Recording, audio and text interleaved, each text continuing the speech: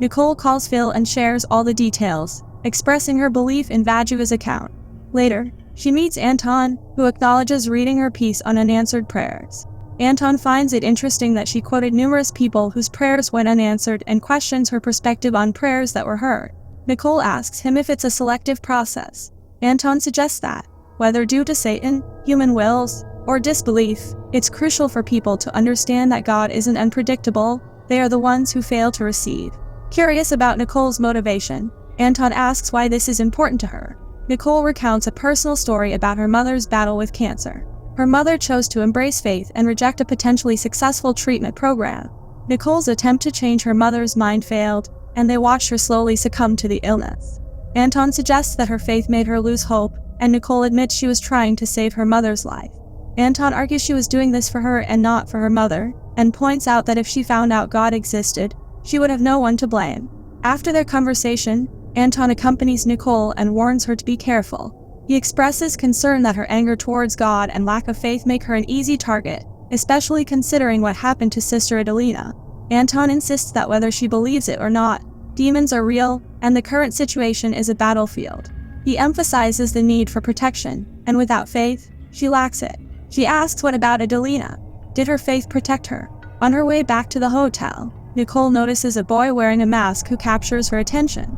As she walks by him, he stares at her and whispers something in Romanian, implying that he is the same boy she saw at the monastery. The boy continues to follow Nicole to the hotel.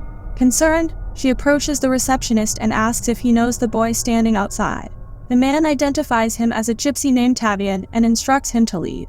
Nicole then shares what Tavian said to her in Romanian, and the man explains that it means it's watching her. However, Tavian was born without a tongue. Later that night, while Nicole is asleep, she has a dream in which she becomes intimate with Anton, and we see a spider crawling near her.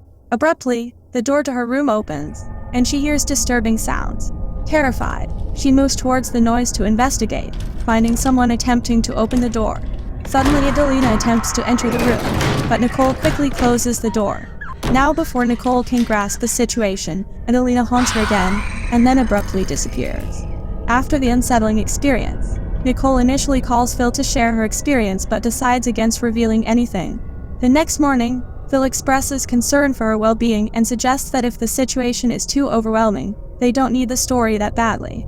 Nicole reassures him that she's fine and plans to visit the gypsy boy who seems connected to the events. Upon arriving at the location, Nicole spots the boy looking at her from a window. However, she is startled by a dog, and when she regains her composure, she realizes that the boy has disappeared, so she decides to leave the area as well. She then visits Vajuva, who reveals that Adelina was ashamed of what it was making her do. She said the devil kept telling her what a sinful person she was. Vajuva then shares details about a letter she received from Adelina a couple of months before Adelina returned home. Adelina had fallen in love with a boy in Germany who claimed he wanted to marry her. Caught between her emotions for him and her commitment to God, she eventually gave herself to him. However, Adelina later discovered that he had deceived her, merely manipulating her into bed. Devastated by this betrayal, she returned home seeking God's forgiveness. But instead, she found herself plagued by the devil. One night, Vajuva witnessed Adelina engaging in strange behavior on her bed, accompanied by moaning. Alarmed by the peculiar sight, she approached Adelina and was horrified to discover insects crawling on her private parts. Uncertain of what to do, she and Sister Lena put all sorts of crosses, icons, and jars of holy water in the room where Adelina was sleeping.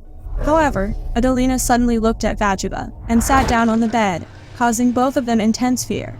Adelina then overturned one of the beds, prompting them to hastily flee the room. One night, after everyone had gone to bed, they were disturbed by faint screams. Stefan hurried to his girls' room only to find them missing. Frantically searching, he heard the girls screaming from the treehouse. An anxious Stefan entered the treehouse to investigate, and to his horror, Adelina haunted him, leading to his fall. Stefan rushed Adelina to the hospital. Overwhelmed by the events, he shared all the details with the doctors, who recommended that Adelina consult with Dr. Funar, a psychologist, who said that Adelina had been suffering from schizophrenia. Nicole inquires if she was part of the exorcism, to which Vajuva responds that not directly, but she was present there. She describes a terrifying scene where water was falling everywhere, and the demon was mocking their use of holy water by making it rain. Subsequently, the table on which Adelina was tied began levitating, and objects in the room started flying around. Later that night, while listening to a recorded interview of Vajuva and Stefan on tape. Nicole is in the bath where the lights go off, accompanied by a demonic sound. Startled, Nicole exits the bathroom and notices a shadow behind the window curtain. Approaching cautiously, she finds no one behind the curtain, and suddenly the window closes on its own. At that moment, there's a knock on the door, and the lights come back on. Anton is at the door and he asks Nicole if she is okay. He mentions that he wasn't pleased with the way their previous conversation ended and wanted to apologize. Nicole invites him in, asking him to open the bottle while she gets dressed. The scene shifts to them getting intimate, but it takes a nightmarish turn when Anton transforms into a Delina. Nicole wakes up to realize it was just a nightmare. On the table, she finds a note from Anton stating, "A photo said 1,000 words," and that she fell asleep after just one glass. Nicole checks her camera, which has her photo. After this, she goes to meet Dr. Fanar, who insists that Adelina had some mental illness. She believes that Father Gabriel's death reignited all those old fears of her early childhood with what happened with her father's suicide and her mother's abandonment. She saw her father end his life, and that's how Adelina ended up in an orphanage. She then takes her to the ward where she treated Adelina. Father Gabriel's death triggered delusions and hallucinations and ultimately schizophrenia, which should have surfaced a long time ago. Adelina experienced episodes right in the hospital, perceiving everyone around her as demons attempting to harm her. As Nicole is on her way to the hotel, her car breaks down. Seeking help, she calls Anton, who assures her he'll arrive shortly. While waiting, she hears noises from outside and observes the reflection of a demonic figure in the rearview mirror, although no one is in the car. Suddenly, something grips her legs, causing Nicole to exit the car. She then hears unsettling whispers, prompting her to run into a nearby field in fear. After running a considerable distance, Nicole turns back to check and doesn't see anyone. However, the demon suddenly haunts her, and in response, she returns to the road, and at the same time Anton also reaches there. Anton brings her back to the hotel and advises her that running away is precisely what the darkness desires because, in some way, she is connected to it. He emphasizes that embracing fear is exactly what the darkness wants, but by embracing faith, she has a means to combat it. Although he doesn't understand why, Anton suggests that God wanted her here, and she won't find any answers by fleeing.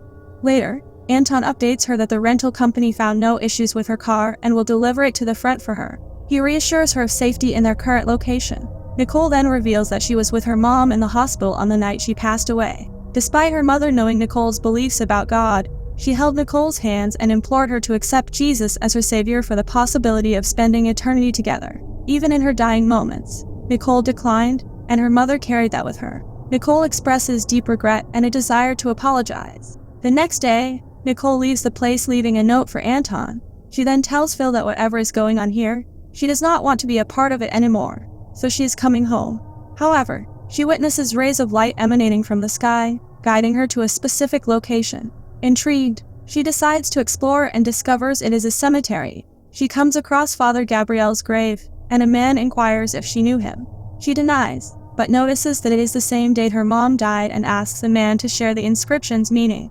He reveals that it signifies being cradled in the arms of the Lord. Nicole now realizes that Father Gabriel had been possessed by the demon, leading to his suicide, and the same demonic presence transferred to Adelina after his death. She calls Phil to tell him that Dimitru is innocent, and somehow Father Gabriel is a part of all this. She returns to the monastery, where Father Gabriel died, where a nun approaches her, and Nicole asks her if is it true that Father Gabriel died at Adelina's arms. The nun says yes, and on Nicole's request, she retrieves Father Gabriel's journal, revealing that the last exorcism he did was of Tavian Amer. Nicole recognizes the name and expresses that she knows who he is. She then visits Tavian's dad and expresses her intention to ask him about Father Gabriel and his assistance to Tavian. Now here Nicole learns that Tavian actually brought the father for his dad. His dad's head had bad dark thoughts, so his sister told him it was a curse and they tried to break it, but everything got worse. The voice in his head told him to kill his son, and he almost did. Tavian took him to church for help, but voices said it would kill him if he went inside, so Tavian brought Father here. He thanked God every day for what Father did for him. She asks if Father Gabriel got the name of the demon, to which he replies that he doesn't remember anything. Nicole then notices Tavian there, and as she moves towards him, she finds Agar's name written there by him. Using their phone, she calls Anton and informs him that the last exorcism performed by Father Gabriel was on Tavian's father, and the demon's name was Agar's. Suspecting that the demon may have transferred to Adelina from Father, a demonic voice startles her. As she attempts to escape, she is pulled by an invisible force. Subsequently, water starts dripping throughout the house, and the demon begins physically torturing Nicole. Meanwhile, outside, Tavian's dad tries to open the door, and Anton also arrives on the scene. He breaks the door with the help of an axe, and comes inside, and finds Nicole levitating upside down in the air. He goes to her and finds that she is possessed, but Anton is not afraid of the demon and tells him that he is wasting his time as she has no faith to corrupt. Demon shouts something in Romanian, but Anton gets ready to fight him and begins the exorcism. Anton tells Nicole to ask for God's help as she needs to have faith to fight this demon. The demon takes his book and crucifer away from him, but Anton says he doesn't need these to send him back to hell, as he already knows his name is Agars. He then asks Tavian and his dad to help him, and they manage to bring her down to the floor. Anton continues the exorcism, and he tells Nicole that she has to fight back or she will never see her mother again. He places his locket on her and says that he cannot do this without her help. Nicole fights the demon, and finally with Anton's help they defeat the demon. Now after a few days, Nicole has recovered and has developed faith in God. Father Dimitru and the 4 nuns were convicted of murder, and they were released after serving 7 in prison. Upon release, Father Dimitru moved back to Tanaku, and he continued to perform exorcisms for the members of his congregation. Thanks for joining us on our horror movie recap adventure. If you enjoyed the chills, subscribing would mean a lot. Drop a comment to share your thoughts and keep the terror alive. Stay spooky and see you soon.